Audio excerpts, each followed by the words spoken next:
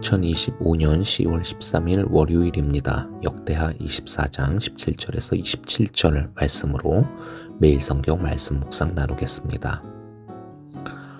여호야다 제사장이 죽으니 유다 지도자들이 왕을 부추겨서 자기들의 말을 듣도록 하였다. 백성은 주 조상의 하나님의 성전을 버리고 아세라 목상과 우상을 섬기기 시작하였다. 이러한 죄 때문에 유다와 예루살렘에 하나님의 진노가 내렸다. 주님께서는 백성을 주님께로 돌이키도록 경고하시려고 예언자들을 보내셨지만 백성은 예언자의 말 듣기를 거절하였다. 여호야다 제사장의 아들 스가랴가 하나님의 영에 감동이 되어 백성 앞에 나서서 말하였다. 나 하나님이 말한다. 어찌하여 너희가 주님의 명을 거역하느냐? 너희가 형통하지 못할 것이다. 너희가 주님을 버렸으니 주님께서도 너희를 버리셨다. 그러나 사람들은 그를 없앨 음모를 꾸몄고 드디어 왕의 명령에 따라 주님의 성전 뜰에서 그를 돌로 쳐 죽였다. 이렇듯 요아스 왕은 스가랴의 아버지 여호야다가 자기에게 보인 그 충성을 생각하지 않고 그의 아들을 죽였다.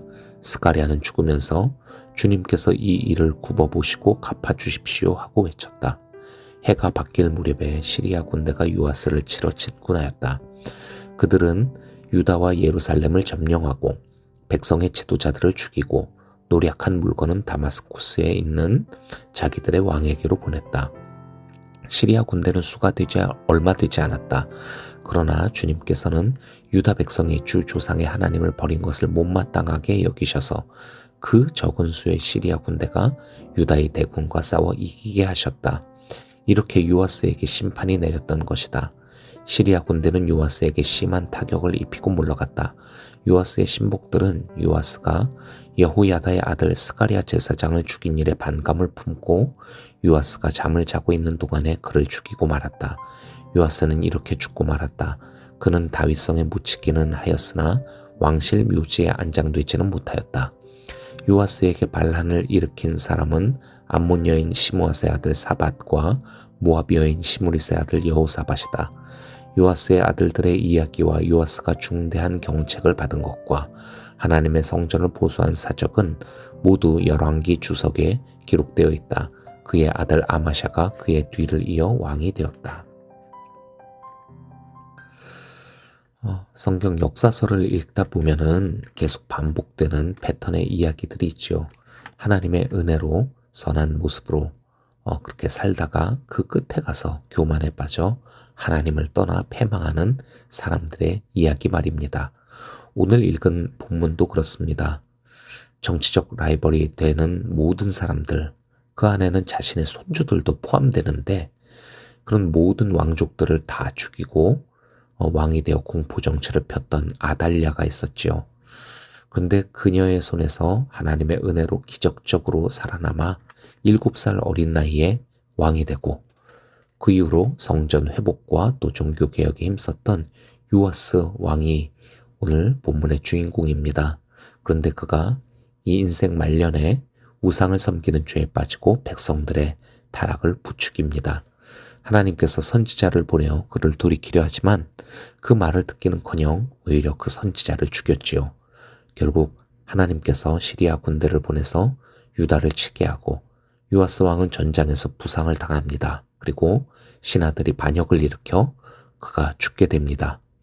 요아스의 시신은 선조들의 묘실에 들어가지 못하게 되는 또 그런 지옥을 당하게 되죠. 어쩌다 이런 일이 벌어지게 된 것일까요? 본문의 첫 절인 17절에서 그 계기를 알려주고 있습니다. 여호야다 제사장이 죽으니 유다 지도자들이 왕을 부추겨서 자기들의 말을 듣도록 하였다. 자, 제사장 여호야다가 죽었습니다. 앞서 말씀드렸었던 것처럼 아달랴가 왕족들을 죽일 때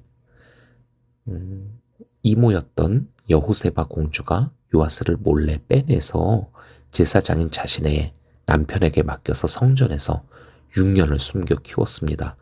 바로 그 제사장이 여호야다였죠.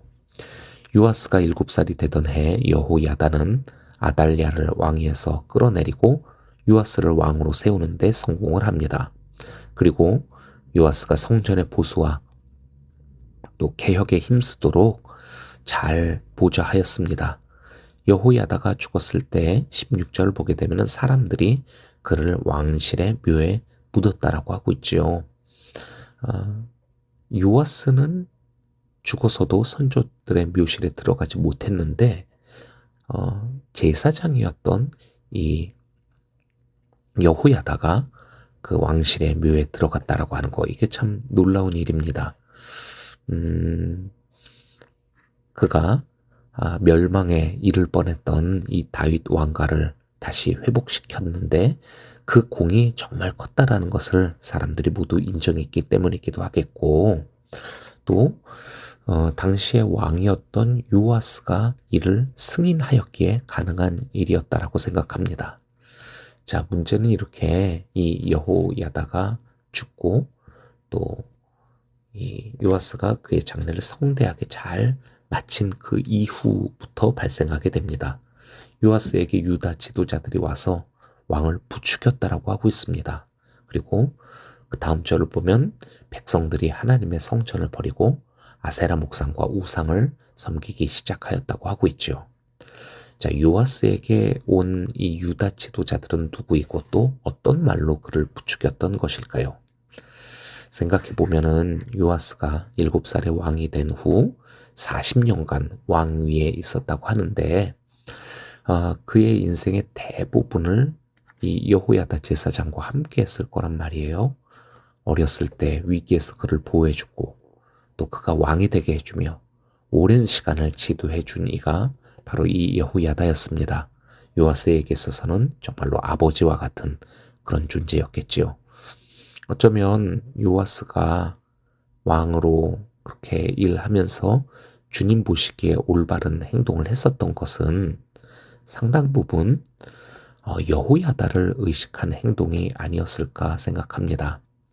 여호야다가 옳다 하는 일들을 행하고 또 여호야다가 기뻐하는 일들을 또 행하면서 요아스는 여호야다 생전에 스스로 생각하고 판단하며 또 본인의 의지로 하는 일이 많지 않았었던 것 같습니다. 그러니까 여호야다가 죽고 더 이상 눈치 볼 존재가 사라지자 일종의 해방감에 그렇게 젖어들었던 것이겠지요. 그런 그에게 유다의 지도자들이 다가와서 왕이여, 당신이 바로 유다의 진정한 권력자이십니다.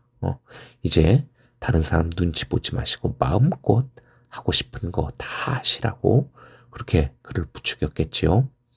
그리고는 지금까지는 왕이 여호야다의 말을 따라 성전을 보수하고 재건하는 데만 온 힘을 기울였는데 이제부터는 백성들 먹고 사는 문제에 좀 신경 좀 써달라고 농업과 무역을 발달시켜서 주변 나라들과도 좋은 관계를 맺고 서로 도우면서 우리가 부유한 나라가 되게 해달라고 그참에 또 풍요를 비는 그런 우상 숭배 이런 것들도 좀 허용해 달라고 이렇게 요청을 한 것이었겠죠. 자, 이런 지금 유다의 지도자들의 모습 그리고 왕의 승락, 백성들의 타락 이런 것들을 보면서 여호야다 제사장의 아들인 스가랴 제사장이 왕을 비판합니다. 20절입니다. 여호야다 제사장의 아들 스가랴가 하나님의 영에 감동이 되어 백성 앞에 나서서 말하였다. 나 하나님이 말한다. 어찌하여 너희가 주님의 명을 거역하느냐. 너희가 형통하지 못할 것이다. 너희가 주님을 버렸으니 주님께서도 너희를 버리셨다. 이에 사람들이 그를 돌로 쳐 죽이게 되는데 이 과정을 21절이 이렇게 설명을 합니다. 먼저 사람들이 그를 없앨 음모를 꾸몄고 그리고 왕이 명령을 내려 그를 죽게 했다고 말이죠. 요아스는 자신을 평생 정신적으로 지배했던 그런 여호야다였는데 이제 자신의 명령으로 이 나라 가운데서 여러 잘 먹고 잘 살겠다고 하는 그런 역동적인 움직임이 일어나고 있는 그 과정 가운데서 백성을 이렇게 혼내고 하는 이 스가랴의 이 모습이 자신을 비판하는 것이라, 자신을 가르치려 드는 것이라 라고 그렇게 여기면서 분노하였던 것 같습니다.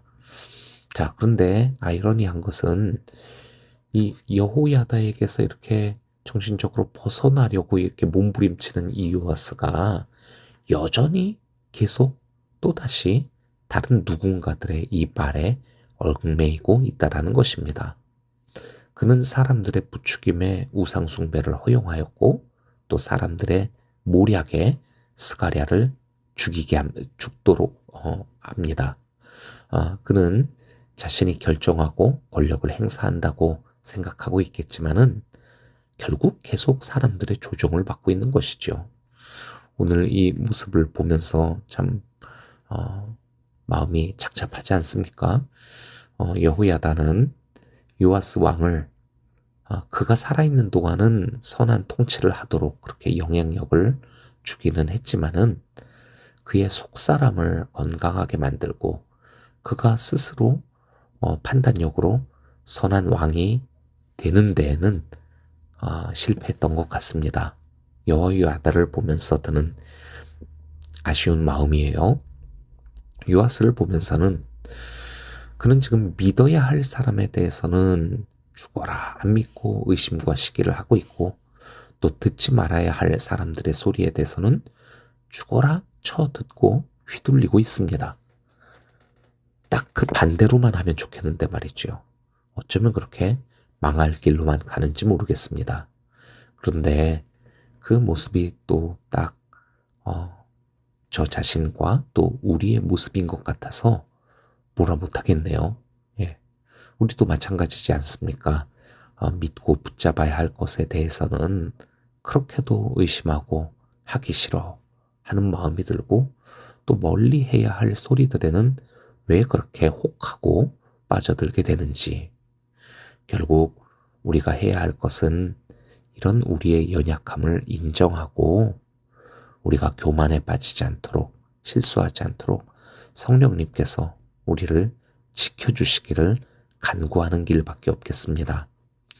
24절을 보면은 이런 이제 유다와 요아스에게 시리아 군대가 쳐들어오는데 본문은 이렇게 말합니다. 그 군대의 수가 얼마 되지 않았다라고. 그런데 그럼에도 불구하고 평소였다면은 능히 물리쳤을 이 군대를 유다가 싸워 패하게 됩니다. 그리고 왕이 부상을 당하게 되고 이로 인해 결국 죽음에 이르게 되지요. 하나님의 심판이 임한 것입니다. 하나님이 도우시고 지켜주시지 않을 경우 우리는 단 한순간도 살 수 없음을 기억해야 할 것입니다.